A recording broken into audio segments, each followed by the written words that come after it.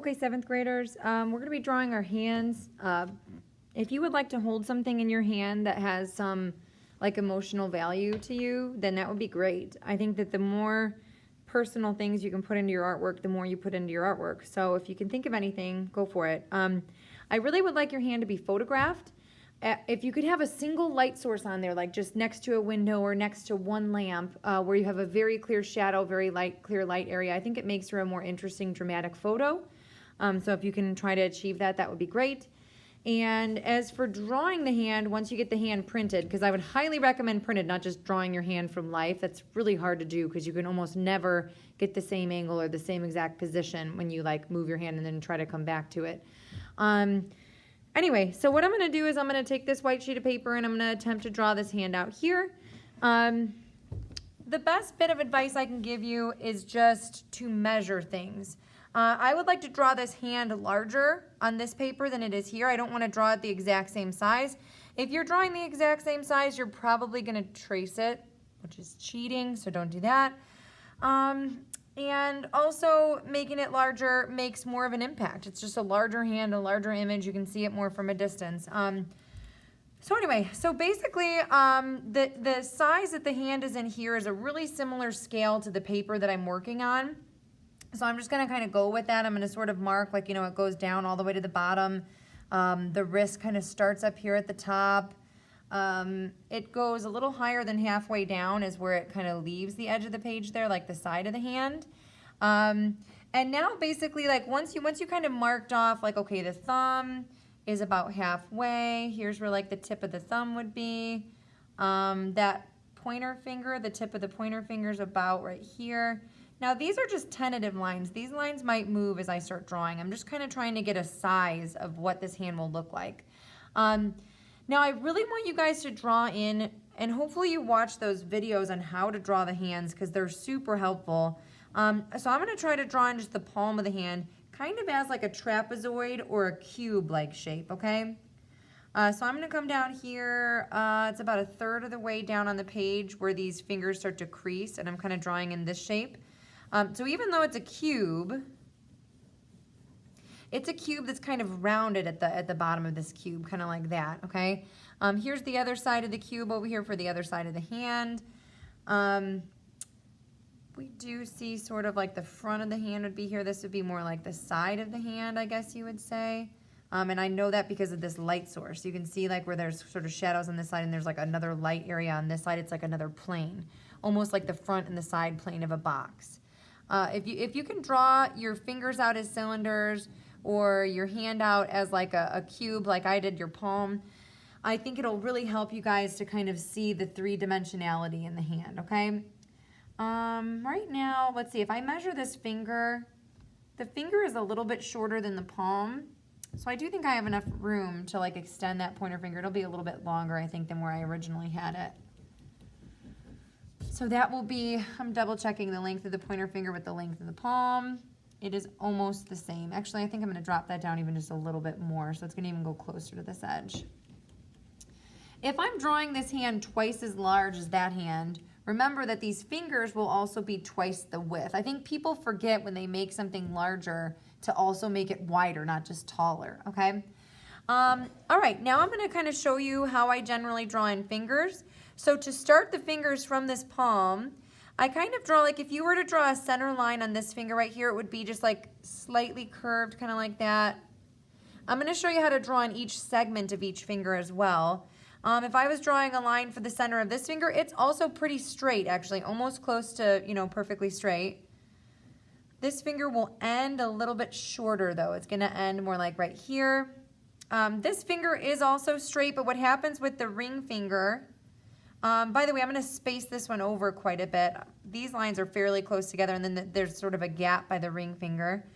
But then what happens after this finger goes straight up is it goes kind of straight out towards you. So it's kind of going like this because that finger is folded on itself, okay?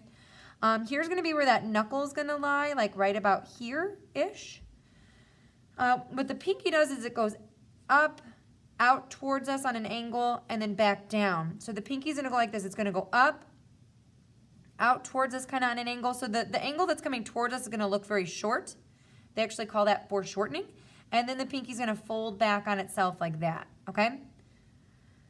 And actually, you know what? This original line should probably drop down a little bit more like that.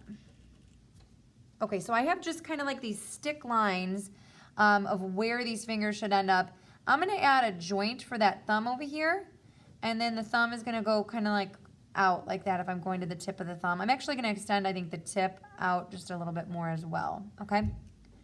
From where I originally had placed it. So you want to draw a rectangular kind of trapezoid shape for the palm of the hand. Even if you're looking at a fist, you're still going to want to start with that trapezoid shape and then sort of draw the fingers going over it, okay?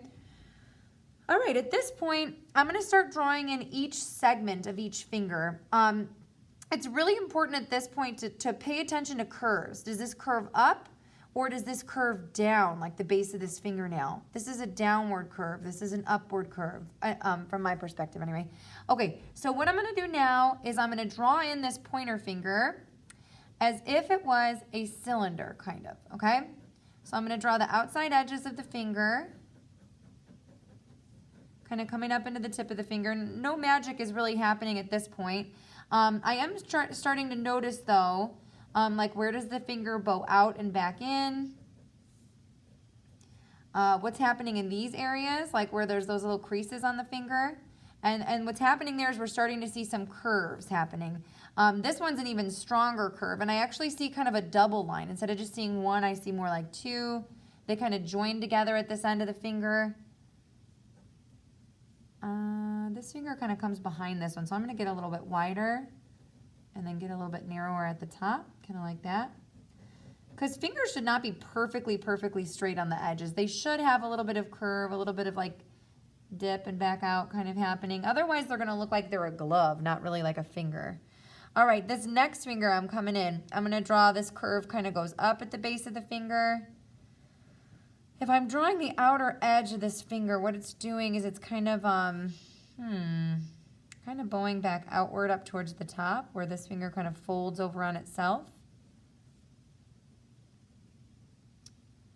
So we're seeing a strong double line again here for this crease. Up here we're seeing a really interesting shape for the tip of the finger. So the tip of the finger gets a little bit wider here. We see it kind of curve in like that, and then we see the nail bed. We're seeing it from like a very under sort of angle. So we're not seeing a whole lot to the nail.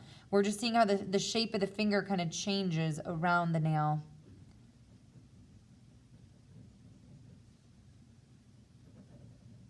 So basically, other than tracing, anything you guys need to do to get these fingers to look like they look on there.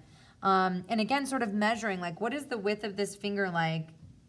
I could fit about 2 of those down the length of the finger. That's kind of accurate. I know it looks a little crazy right now, but maybe once I do a little cleaning up, it will start to look more like a hand. Okay, this next finger, I love drawing fingers like this. It's hard, but don't be intimidated by something that's hard. That makes it interesting. And drawings that are hard, they are more interesting as well, okay? So anyway, this finger is gonna kind of come up like this. It's really important as you start to draw fingers to kind of get that, I'm gonna draw the tip of this finger in, by the way, but to get that direction, so like the tip of the finger is kind of coming back towards us, the base of the finger is going down, so I have 2 directions on this finger. When I'm drawing the fingernail in here, the fingernail actually is, again, at a very foreshortened angle, so I'd say the fingernail sits more like right here, kind of in this zone. Gets skinnier as it goes towards the back, probably because the fingernail naturally gets skinnier towards that side, but also because it's going farther away from us. You know what, I actually think the fingernail's gonna get a little bit bigger. It was a little bit closer to the edges. Okay, so let me erase the inside of this so you can see like I made that fingernail a little bit larger. Okay, and the last finger. So what's happening on the last finger here on the pinky finger is we have one part of the cylinder kind of going up, and then we're gonna have one part of the cylinder kind of going over. You can see like the knuckle kind of flattens out here. There's almost like straight lines on the back of the finger. There's a straight line there, and then there's a straight line here. And this second straight line goes into the tip of the finger. The tip of the finger is the largest part of the finger that we're drawing here because we can see the most of that area. Not necessarily because the tip of the finger is the largest area on the finger. It's not. It's the smallest. But right now, that's just where we can see the most stuff going on. Okay, this curve maybe drops down a little bit. And as you can see, the curves do kind of descend. They get smaller on the palm of the hand as they go across. So I'm trying to adjust that to where it hits at the right point of the finger. The fingernail here, I'm going to see a curve and a curve. Hopefully this video is going okay. Okay, 10 minutes. Sorry, it's kind of long. Drawing a hand is difficult. After you get the hand drawn out, what you're going to do next is you're going to go in and trace in Sharpie. Let me just go ahead and add on this thumb, and then I'll do some cleaning up and tracing in Sharpie, and then I'll come back to you so you guys don't have to watch every stage of this, okay? Let's see. Here's that knuckle of the thumb up there. There's a lot of overlap happening on the thumb and the palm. So the palm and the thumb actually do kind of overlap one another. Tip of the thumb is going to be pretty large here. Pay attention. If you see a curve, pay attention to where is that curve going, because those curves are going to tell you a lot of direction with the hand, like where things are overlapping or what angle the finger is at, things like that. I used to do this project as a grid drawing. So if any of you are like at a loss, like it's really not going well, you could honestly do this drawing as a grid drawing. What you'd need to do as a grid drawing is you'd need to draw, let's say like 1/2 inch boxes over your image, making sure they're perfect straight up boxes. So in order to do that, you would need to like measure across the top that they're like 1/2 inch apart, measure on the side, measure on this side, measure down here to make sure they're perfectly straight, not running on a diagonal. So you could do this as a grid drawing if you wanted. And then you would just need a blank sheet of paper with a grid on it also, and you could follow one box at a time. A lot of how to draw books kind of do things in that way. Okay, so, I mean, I can already see some adjustments that need to be made on mine.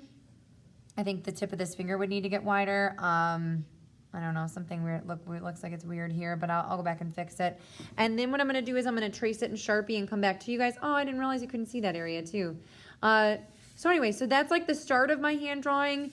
I want you guys to just work on this week, just drawing out the hand lightly as I have done. If you get something drawn out that looks good and you want to kind of clean up the edges or darken just a little bit, you can do that. And then I will show Sharpie in the next video.